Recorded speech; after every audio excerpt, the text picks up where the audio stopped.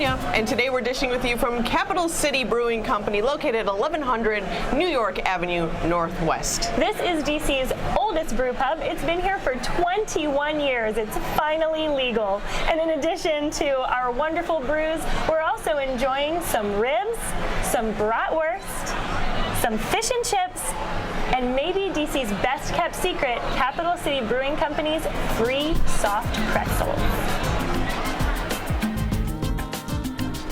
And our guest today is Denese Lombardi. She is the Executive Director of Girls Inc. right here in Washington, D.C. This is a women's young girls empowerment mentoring program. Tell us a little bit about it. Yes, it is. Well, thanks for having Girls Inc. on the show today. So Girls Incorporated is an organization that's affiliated with a national organization. It's been around since 1865, can you believe?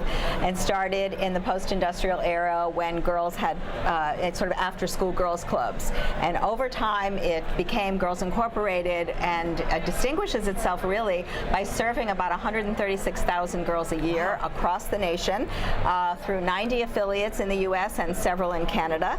And our local Girls Inc. DC started in 2006. We became a 501 in 04, and we started serving girls in 06.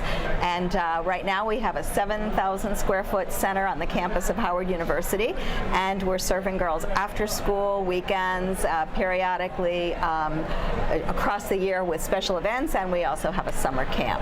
So when you say serving girls, I'm assuming that you're, in addition to kind of empowering them to kind of grow in their own confidence, you're also maybe teaching them some skills and helping them to determine what they want to be or something like that. Tell me some of the things that, give me a great success story, or tell me some of the things that the girls need to do. I know I'm sure there's a lot. So what we really do, you're right, it's kind of a skill building, structured opportunity for girls that doesn't feel stodgy and it doesn't feel like school, we hope, for them.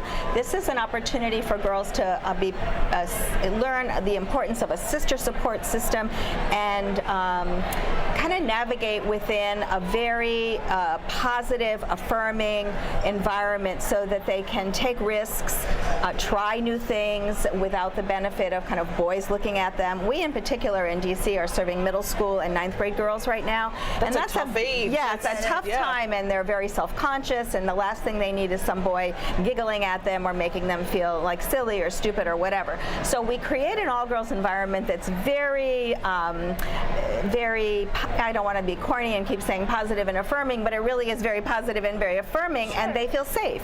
It's really a safe kind of a place for them to try out things. And we do very specific programs. We build their skills.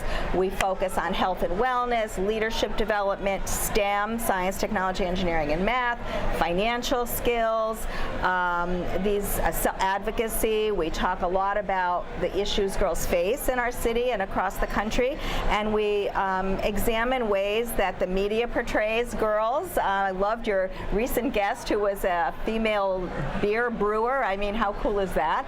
We expose girls to interesting women like yourselves, and we allow them to dream big dreams, figure out what it's going to take to achieve a goal, and then develop the skills that they need to get to that goal. So widening their scope of what's available to them. That's right.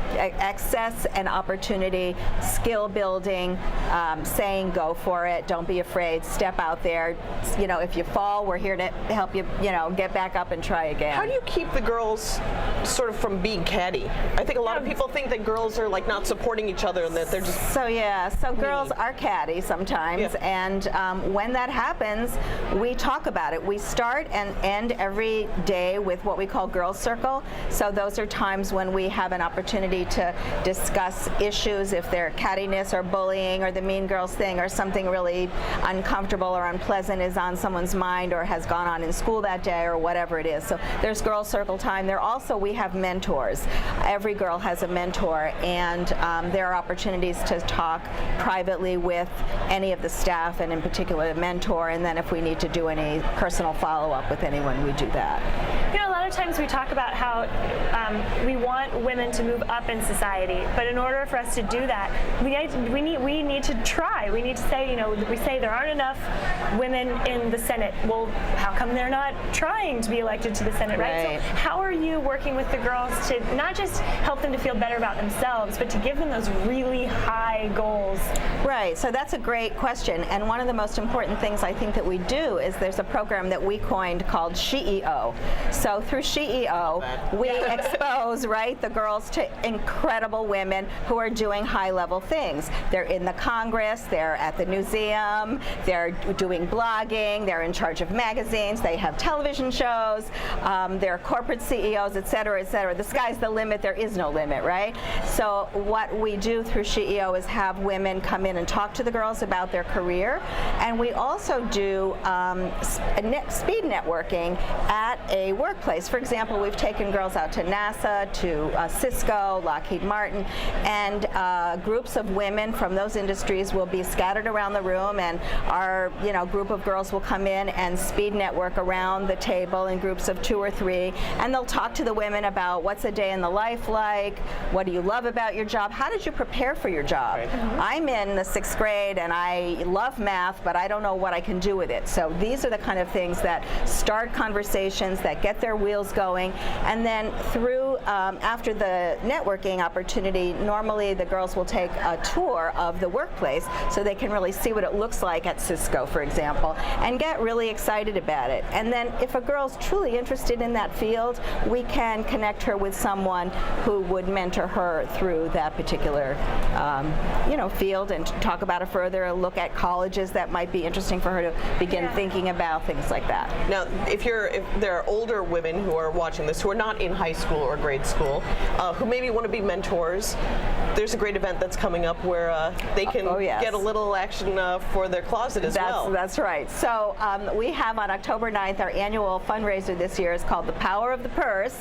And okay, ladies, come on out, because if you go to www.girlsincdc.org, you can find out about our amazing women honorees, about the girls who will actually be accompanying our women honorees down the runway to model fantastic designer handbags, which we will auction off for proceeds to support the programs that I've been talking about. And that is, again, October 9th. It's at the National Museum for Women in the Arts, and it's from 6 to 9:30, and we hope y'all come. Well, what a great place to have it, speaking of women in the arts. It's right here. Purse, women, and it's perfect. Women, girls, handbags. And I bet you're always looking for mentors, too. Oh, we actually are, particularly when a girl has a very special field that she would like to learn more about. There's nothing like having a woman friend to talk to about it. So, well, thank you so much for telling us more about Girls Inc., for telling us about the Power of the Purse event that's coming up. That's right. Make sure you don't miss that. And if you're interested, if you're a young girl, or you're interested in being a mentor, you're interested in